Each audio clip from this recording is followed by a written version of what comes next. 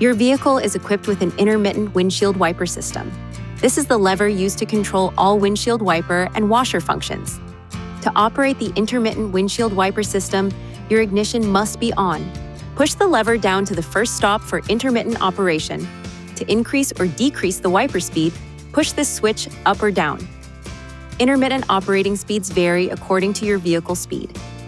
At a higher vehicle speed, for example, the intermittent operation will be faster. To enable or disable the feature, use these controls to select Settings, Vehicle Settings, Wipers, then Speed Dependent to turn the feature on or off. Push the lever down to the second stop for continuous low-speed operation, or down to the third stop for continuous high-speed operation. In conditions of mist or light rain, push the lever up to mist, and you'll get a one-sweep operation of the wipers. To clean the windshield, pull the lever toward you and hold.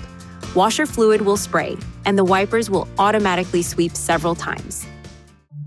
Please see your owner's manual for important safety information, system limitations, and additional operating and feature information.